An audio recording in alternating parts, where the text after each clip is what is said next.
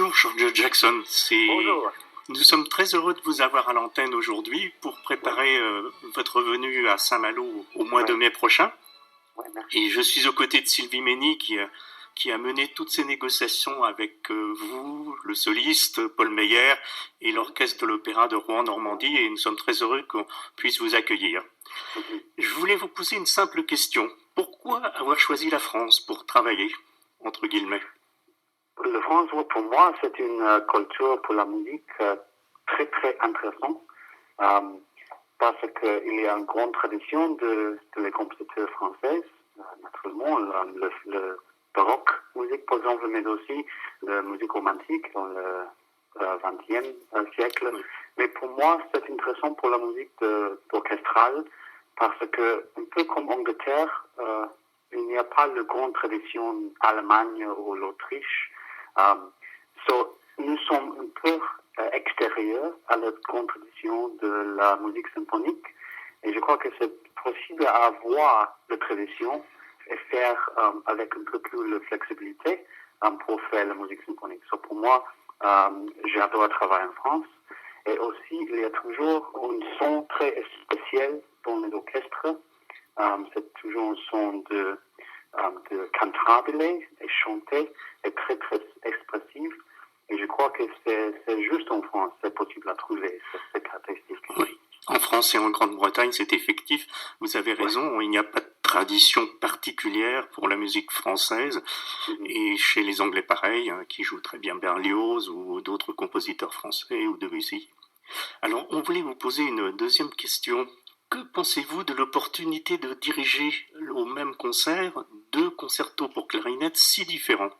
Oui, pour moi, c'est très intéressant parce que je crois que dans ma carrière, j'ai jamais fait un concert avec 2 concerts, mais je crois qu'il y a des pièces très, très différentes, le Mozart et le Laurent de François. Et pour moi, c'est intéressant parce que avec Mozart, le clarinette, c'est un instrument plus comme une voix. Le concert, c'est très, très opératique et peut-être c'est un peu comme un instrument solo avec l'orchestre. Mais dans la pièce de Laurent François, oui, c'est vrai qu'il y a beaucoup de choses où le clarinette, c'est le solo voix instrument, mais aussi, comme beaucoup de concerts de la musique contemporaine, le clarinette est très, très important dans l'ensemble avec l'orchestre. Pour moi, oui, il y a 2 concerts, mais aussi, à la même temps, c'est vrai que Laurent François, c'est plus une pièce pour tout l'ensemble et l'interaction entre les 2 choses. Très bien. Alors, on nous a dit que vous aviez aussi une passion pour le théâtre. Comment conciliez-vous théâtre et musique, et comment en êtes-vous venu à la direction d'orchestre? Avec le théâtre, mon premier, c'est très important par exemple, dans ce programme, le Schubert et le Mozart, il y a 2 compositeurs et ils sont très, très connectés avec le théâtre.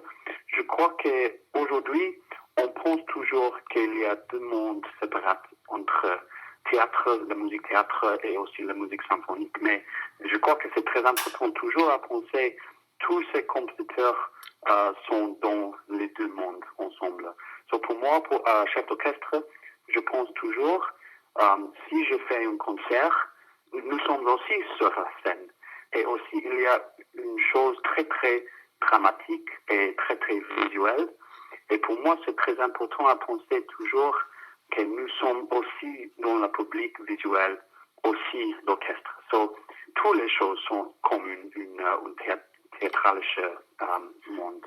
Oui, et oui. Pour moi, c'est très important pour tous les concerts symphoniques, surtout. Que ce soit au théâtre ou sur la direction d'une œuvre, vous racontez une histoire en quelque sorte. Exactement, exactement. Et pour moi aussi, c'est vrai que mon travail, c'est à aider toutes les personnes dans l'orchestre, tous les musiciens, mais aussi, je peux être un peu une visual guide pour le public, parce que dans le théâtre, je suis surtout dans le force de l'orchestre, mais sur la scène d'un concert, je suis là avec l'orchestre.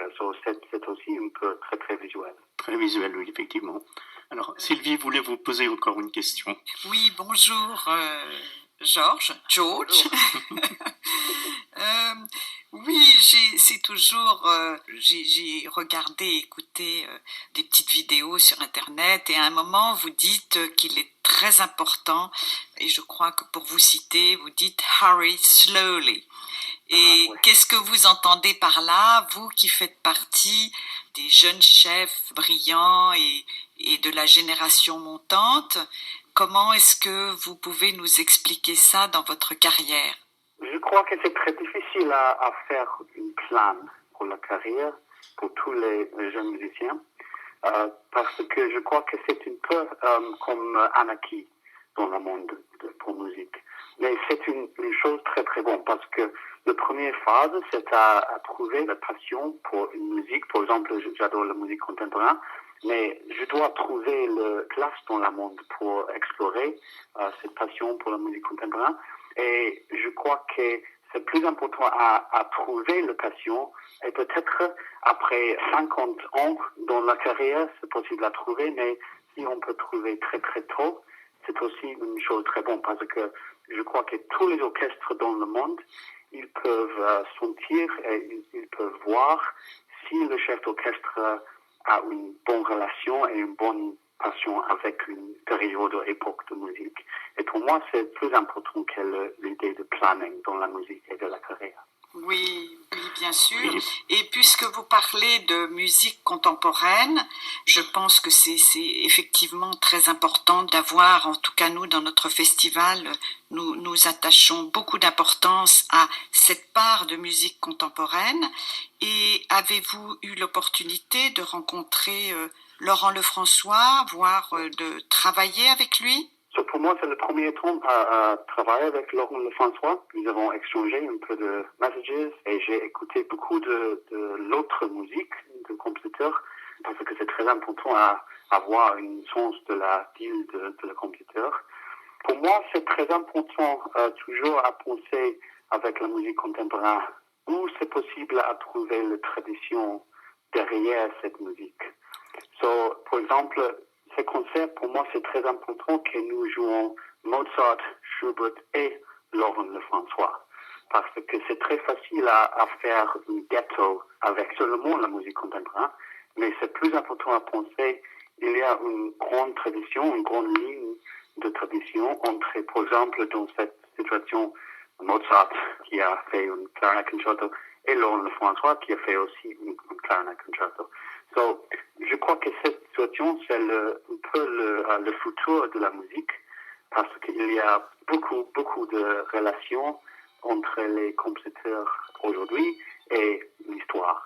Eh bien, cher Georges, on s'attend à ce que vous mettiez en scène toutes ces œuvres sur la scène du Palais du Grand Large à Saint-Malo et on espère que beaucoup d'auditeurs que vous aurez convaincus puissent être présents avec nous tous et nous vous remercions d'avoir accepté d'échanger avec vous pendant ces quelques minutes. Merci beaucoup, Georges.